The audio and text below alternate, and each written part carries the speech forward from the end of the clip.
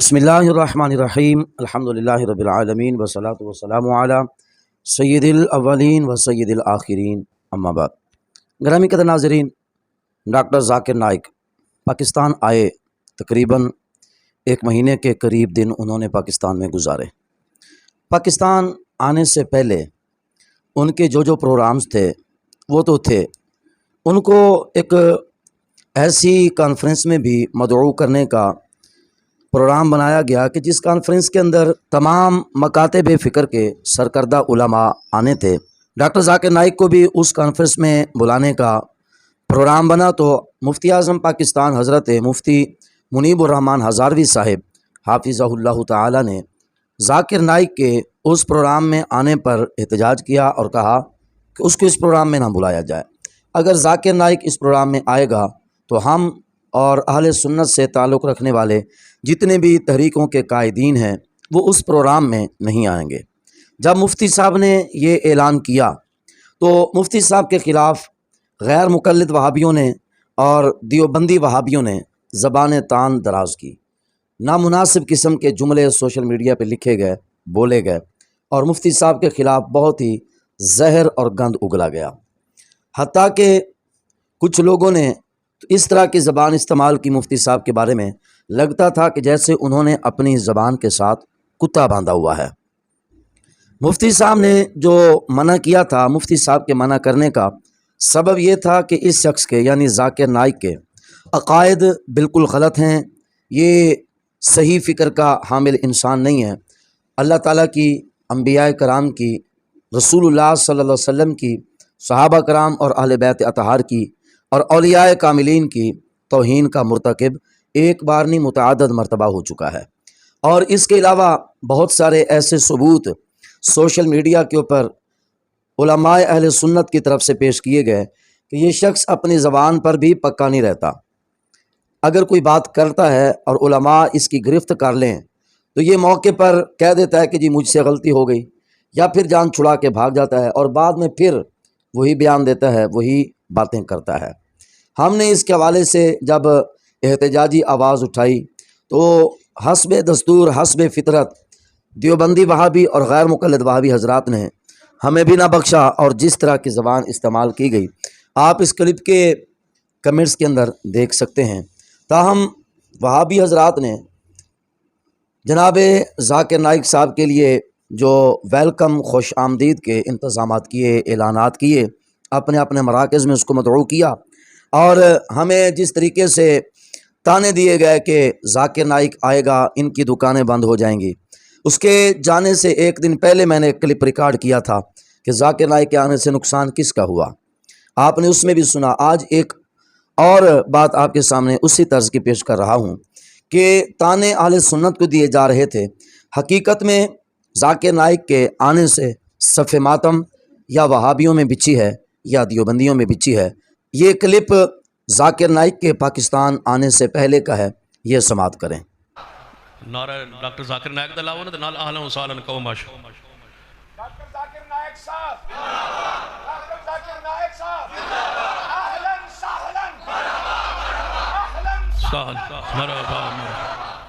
Doctor Zakir Naik ने पूरी दुनिया में मसलक हदीस का गलगला मचा दिया है। इंशाअल्लाह आ रहा है ना, इंशाअल्लाह आओगे फिर जमात बुलासी इंशाअल्लाह मरकज़ जमीयत अहले हदीस के इंशाअल्लाह दफ्तर में वो तशरीफ़ ला रहे हैं। इंशाअल्लाह पूरी जमात वहाँ मौजूद होगी, आप भी तशरीफ़ लाएंगे इंशाअल्लाह। ऐलान होगा, तारीख़ का ऐलान होगा और मरहबा कहेंगे और इस्तकबाल करेंगे जिमें इस्तकबाल करने का हक होता है। ठीक है जी, तो नाज़रीन आपने सुना कि ज़ाकिर नाइक के आने पर इन्होंने जश्न मनाया, अहलन सहलन मरहबा कहा, खुश आमदीद कहा, इस्तकबाल किया जिस तरह इस्तकबाल करने का हक़ था। हालांकि इस्तकबाल पर इन्होंने फजूल खर्चियाँ की, पैसे ज़ाया किए और जितना पैसा ज़ाकिर नाइक के प्रोग्रामों पे लगा, अगर ये पैसा सारा जमा करके पाकिस्तान के गरीबों में तकसीम किया जाता तो हज़ारों गरीब, यतीम, नादार, मिस्कीन बच्चियों की शादियां हो सकती थी। या अगर गरीब घरों को राशन दिया जाता, कितने सारे गरीब घरों का राशन इससे चल सकता है।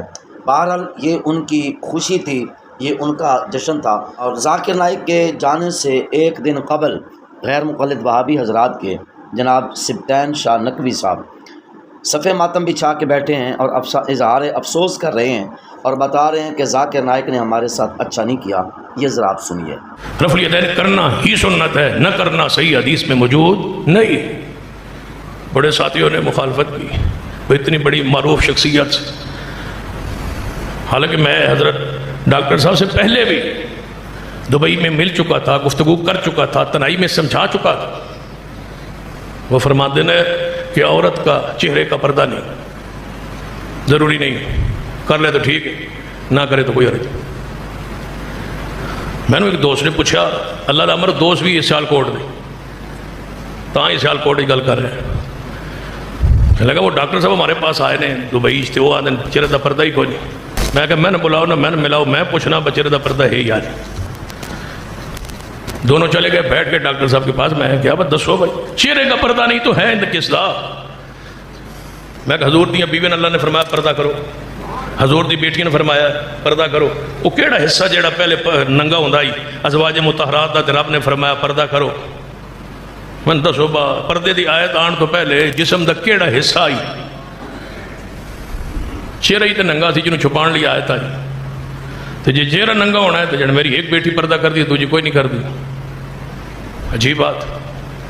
میں کہا نہیں ایسا نہیں ہے، کہتا ہے مجھے غلطی ہوگی، میں علامہ البانی کا موقف سی اس میں بیان کر بیٹھا، آئندہ نہیں کرے گا، جب دوبارہ بیان کیتا ہے تو پھر دس ہوا دوبارہ وکری گل کریں دیئے یا سامنے کریں دی، ایک دفعہ ہی ہوتا ہے تنہائی سمجھا دیا، نہیں سمجھ پائے تو بیان کر دی۔ جی تو ناظرین آپ نے سنا غیر مقلد وہابی سبطین شاہ نقوی، وہ ذاکر نائک کی علمی قابلیت اور دین کے حوالے سے اس کی دیانتداری کو واضح کر رہا ہے کہ علمی قابلیت اتنی ہے کہ اس کو پتہ نہیں ہوتا کہ بیان کیا کرنا ہے، اور دیانتداری اتنی ہے کہ دبئی کے اندر اپنے ہی مولوی کے سامنے اقرار کر کے کہ مجھ سے مسئلہ غلط بیان ہو گیا ہے، میں آئندہ صحیح طریقے سے بیان کروں گا، لیکن دوبارہ جب بھی بیان کیا تو پھر بھی غلط مسئلہ بیان کیا ہے۔ یہ وہابیوں کی طرف سے اس کی دیانتداری کا پردہ چاک ہو رہا ہے۔ اگر ہم اس کی دیانتداری سامنے لائیں تو کیا ہوگا؟ اسی کے ساتھ ایک اور مسئلہ یہاں پر آپ سماعت فرمائیں۔ ایک مہینہ ہو گیا رفع الیدین کے خلاف بات کرتے، کر لو تاں ٹھیک ہے، نہ کرو تاں ٹھیک، کیوں بھائی؟ رفع الیدین تو اہل حدیث کے پر ہیں جس سے یہ اڑتا ہے، یہ عروج ہے اہل حدیث۔ آپ میں سے کتنے آئے جو پہلے اہل حدیث نہیں ساتھ، تو رفع الیدین دے تحقیق کر کے اہل حدیث ہوئے، باقی سارے مسئلے بعد میں آندے رہے۔ مجھے بتاؤ اس سنت کو چھوڑ دیں جس سے یہ میری مسجد بھری پڑی، اس کو تاکیر ہو لیں، لیکن چونکہ میرا موضوع عقیدہ ہے توحید، موضوع تے رہنا۔ ڈاکٹر صاحب ذکر میں نہیں سی کرنا، بتواڑے جو کوئی ناراضگی نہ ہوئے کسی نے، جی ہو جاؤ تو کی کر لو گے، جمعہ تے ہوئی ہے، سال تک تو بے فکری ہے، لیکن دکھ ہی دل کے ساتھ آندھن جی شاہ جی دا جڑا انداز ہی نہ وہ ٹھیک نہیں۔ یاد رکھیے جی انداز ٹھیک ہوتا تو گل تواڈے تک کیویں پہنچنی ہے؟ تھوڑی تلخی ہوئی ہے تو گل تے غور کیتا ہے، حکمت آئی ہے، حکمت آئی بات تھوڑا جی تلخی نال تاکہ پتہ چلے۔ اگلی بات سن لے، ڈاکٹر ذاکر نائک صاحب نے شہداء کی یادگار پر فیصل آباد پھول چڑھائے ہیں، چادر۔ مجھے بتاؤ یہ اسلام کی یہ توحید ہے؟ میرے موضوع سے متعلقہ یہی بات ہے بس۔ گرامی قدر ناظرین، یہ ان کی حقیقت ہے کہ ان کے آپس میں اختلافات، لڑائی جھگڑے اور ذہنی نفرتوں کا یہ عالم ہے کہ ایک دوسرے کا دوسرا تیسرے کا مخالف ہے۔ ذاکر نائک کی بددیانتیاں یہ خود بیان کر رہے ہیں، اور وہی بددیانتیاں اہل سنت علماء کریں تو ان کے عوام کو بھی اور ان کو بھی مرچیں لگتی ہیں۔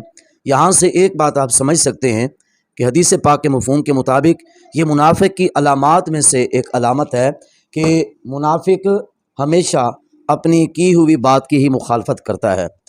ایک طرف انہوں نے کہا کہ اس نے توحید کا پوری دنیا میں غلغلہ مچا دیا، اور یہاں پر آیا تو اس نے ان کی ساری توحید پکڑ کے فیصل آباد میں الٹی کر دی۔ تو بھئی جب تمہیں پتہ تھا کہ یہ بندہ بے اعتمادہ اور بددیانت ہے، ہم بھی تو یہی کہہ رہے تھے کہ یہ بے اعتمادہ اور بددیانت آدمی ہے، اس کو پاکستان میں نہ بلایا جائے۔